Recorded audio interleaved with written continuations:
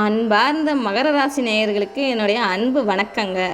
மகர ராசிக்காரர்கள்னாலே பொறுப்போடு உழைத்து படிப்படியாக மேலே உயரத்துக்கு தான் பார்ப்பாங்க. சின்னதாக ஆரம்பிக்கிற தொழிலை கூட நீங்கள் பெரிய அளவில் சீக்கிரமாக எடுத்துகிட்டு போயிடுவீங்க. அந்த அளவுக்கு உங்ககிட்ட திறமை கொட்டி கிடக்கும். சத்தமே இல்லாத ஒரு சாம்ராஜ்யத்தை கட்டி முடிச்சிடுவீங்க. அதுதான் உங்களோட மிகப்பெரிய சக்தியும் கூட சொல்லலாம். அப்பேற்பட்ட மகர ராசிக்காரர்களுக்கு ஏப்ரல் 30க்கு பிறகு பலன்கள் எப்படி இருக்கும் அப்படிங்கிறத இந்த வீடியோவில் பார்க்கலாம் வாங்க. மகர ராசிக்காரர்களுக்கு இப்போ ஏப்ரல் 30க்கு பிறகு பார்த்தீங்க அப்படின்னா சில கிரகங்களால் சண்டை சச்சரவுகள் ஏற்படுவதற்கான வாய்ப்புகள் இருக்குது. இருந்தாலும் அது கூட அனுகூலமான பலன் கிடைக்கிறதுக்கும் வாய்ப்பு இருக்குங்க. மே மாதம் ஆரம்பத்தில் பார்த்தீங்க அப்படின்னா சூரியன் 4ஆம் வீட்டில் பெயர்ச்சி அடைகிறாரு. இதனால் பார்த்தீங்கன்னா வீட்டில் சின்ன சின்ன சண்டை சச்சரவு எல்லாம் இருக்க தான் செய்யும். அதெல்லாம் நீங்கள் சமாளித்து தான் ஆகிற மாதிரி இருக்கும். மே 7லிருந்து 23ஆம் தேதி வரைக்கும் புதன் உங்களுக்கு பக்கபலமாக இருக்கார். இந்த காலகட்டத்தில் நீங்கள் திட்டமிட்ட விஷயங்கள் எல்லாம் பார்த்தீங்கன்னா முன்னேற்றம் தெரியும். அதே மாதிரி பார்த்தீங்கன்னா சனி, சுக்கிரன், குரு என பல கிரகங்களோட பக்கபலமும் உங்களுக்கு சாதகமாக இருக்குங்க. ராகு, கேது காரணமாக சில இடங்கள் மன உளைச்சல் இருக்க தான் செய்யும். ஆனால் நிச்சயமாக இந்த மாதம் உங்கள் வாழ்க்கையில் ஒரு நிலைப்பான தன்மையாக இருக்கும். அதே மாதிரி இந்த காலகட்டத்தில் உயர்கல்வி பற்றிய திட்டம் வச்சுருக்கவங்க, அதாவது ஹையர் ஸ்டடீஸ் படிக்கணும் அப்படின்னு நினைக்கிறவங்க இந்த மாதத்தில் முதல் பாதியில் அதற்கான முயற்சி செய்கிறதுல வெற்றி காணலாம். குருவோட பார்வை மாதத்தோட ஆரம்பத்தில் உங்களுக்கு அனுகூலமாக அமையுங்க.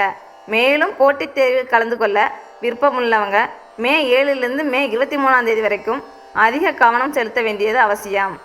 வெளிநாடு போய் படிக்கணும்னு நினைக்கிறவங்க இந்த காலகட்டத்தில் கொஞ்சம் தாமதமாக தான் நடைபெறும். மகர ராசியில் உறவுகள் பற்றின பலன்களை பார்க்கலாம் வாங்க.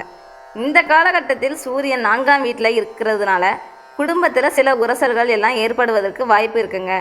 உங்கள் வார்த்தைகள் சீராகவே பயன்படுத்தி பேசணும், இல்லைன்னா குடும்பத்துக்குள்ளே பிரச்சனை வந்துடும். அதனால் பேசுகிற ஒவ்வொரு வார்த்தைகளையும் நீங்கள் பார்த்து பேசுகிற மாதிரி தான் இருக்கும். அது மட்டும் இல்லாமல் சகோதர சகோதரிகள் கூட கருத்து வேறுபாடுகள் அதிகம் வருவதற்கான வாய்ப்பு இருக்குங்க. அதனால் ஒருவருக்கொருவர் புரிஞ்சுக்கிறதுக்கு ஸ்பேஸ் கொடுக்கறது மிகவும் அவசியங்க. ஆரம்பத்தில் குடும்ப பிரச்சனைகள் இருந்தாலும் மாதத்தோட இறுதி கட்டத்தில் பார்த்தீங்கன்னா எல்லாரும் நல்ல மனநிலைக்கு வர்றதுக்கான வாய்ப்பு இருக்குது. மகர ராசியில் உத்தியோக நிலையை பற்றி பார்க்கலாம். உத்தியோகம் சம்பந்தமாக பார்க்கணும் அப்படின்னா இந்த மாதம் நீங்கள் நல்ல நல்ல செய்திகளை கேட்பதற்கான வாய்ப்பு இருக்குங்க. பதவி உயர்வு, புதிய வேலை மாற்றம், இது மாதிரியான விஷயங்கள் நடைபெற போதுங்க.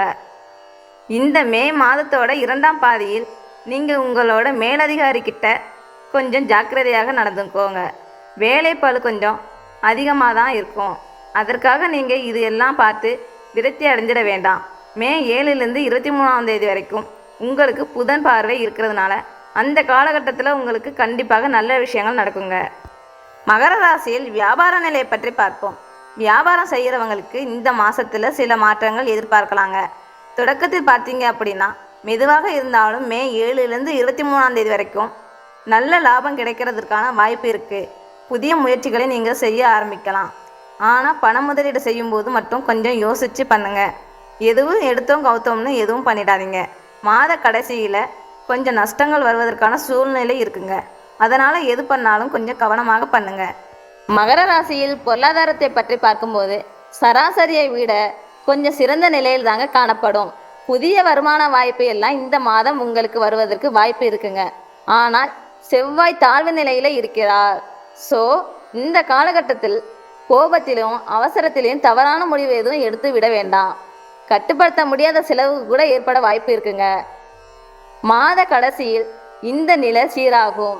கட்டுப்பாடுடன் நீங்கள் செலவழித்தீங்க அப்படின்னா மந்த் எண்டில் கொஞ்சம் லாபத்தில் முடியலாம். மகர ராசியின் உடல்நிலையை பற்றி பார்ப்போம். உடல்நிலை எப்படி இருக்கும் அப்படின்னா மாதத்தோட 2ஆம் பாதியில் சூரியன், செவ்வாய், குரு ஆகியோரோட தாக்கம் அதிகமாக இருக்கிறதுனால தலைவலி, காய்ச்சல், குடல் பிரச்சனைகள், இது மாதிரியான பிரச்சனைகள் வரலாம், அதிகம் ஏற்படலாங்க. அதனால் உணவு பழக்க வழக்கத்தை சரிவர பார்த்து எடுத்துக்கோங்க. இரவில் அதிகமாக தூங்குகிற பழக்கத்தை மாற்றிக்கோங்க. சீக்கிரமாக தூங்கி எழுந்திருக்கிற பழக்கத்தை உருவாக்கிங்க. அது மட்டும் இல்லாமல் இந்த மொபைல் ஃபோன் இந்த மாதிரி விஷயங்கள் நைட் டைம் பெரும்பாலும் யூஸ் பண்ணாதீங்க. பாதி மன உளைச்சலுக்கு இந்த மொபைல் ஃபோன் தான் காரணமாக இருக்கலாம். அதனால் நைட் டைமில் மொபைல் ஃபோன் யூஸ் பண்ணுறதை கொஞ்சம் தவிர்த்துக்கோங்க. நல்லா தூங்கி நல்லா ரெஸ்ட் எடுத்து டாக்டரோட அறிவுறுத்தலோட நல்ல மெடிசன் கேட்டு எடுத்து வந்தீங்கன்னா உடல் நலத்துக்கு பிரச்சனை இல்லாமல் இருக்குங்க. மகர ராசியில் சந்திராஷ்டம நிலையை பற்றி பார்ப்போம். சந்திராஷ்டமம் மே 3 மற்றும் மே 4 ஆகிய நாட்களில் சந்திராஷ்டமம் ஏற்படுதுங்க. இந்த நாளில் நீங்கள் முக்கியமான முடிவு எடுக்கிறது, புதுசாக ஒரு கடை ஆரம்பிக்கிறது, அப்படி சொல்லி ஒரு புதிய துவக்கங்கள் எதுவாக இருந்தாலும் இந்த நாட்களில் தவிர்க்கிறது ரொம்பவும் நல்லதுங்க. மகர ராசியின் பரிகார நிலையை பற்றி பார்ப்போம். பரிகாரமாக மாதத்தோட முதல் வாரத்தில் உங்கள் விருப்பத்திற்கு ஏற்றது போல் ஏழை எளிய மக்களுக்கு உணவு வழங்க இது உங்கள் மே மாத பிரச்சனையை சமாளிக்க நல்ல பரிகாரமாக இருக்குங்க. அது மட்டும் இல்லாமல் கூடுதலாக செவ்வாய்க்கிழமை கோவிலுக்கு சென்று அன்னதானம் வழங்குவதும் சிறந்த பலன் அளிக்குங்க. மகர ராசியின் நட்சத்திர பலன்களை பற்றி பார்ப்போம். உங்கள் ராசிக்குரிய உத்திராடம், திருவோணம், அவிட்டம் நட்சத்திரத்தில் பிறந்தவர்களுக்கு இந்த மே மாதம் சிறந்த மாதமாக அமையுதுங்க. திருவோணக்காரர்களுக்கு கொஞ்சம் பொறுமையுடன் நடக்க வேண்டும்.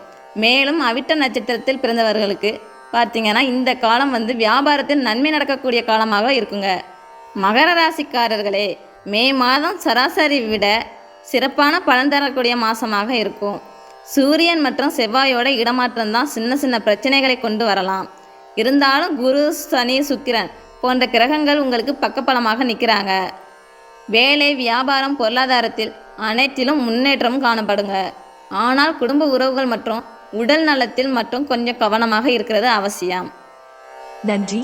மேலும் வீடியோக்களுக்கு எங்கள் இறையருள் யூடியூப் சேனலை சப்ஸ்கிரைப் செய்து எங்களின் ஜோதிட பயணத்தில் இணைந்திருங்கள்.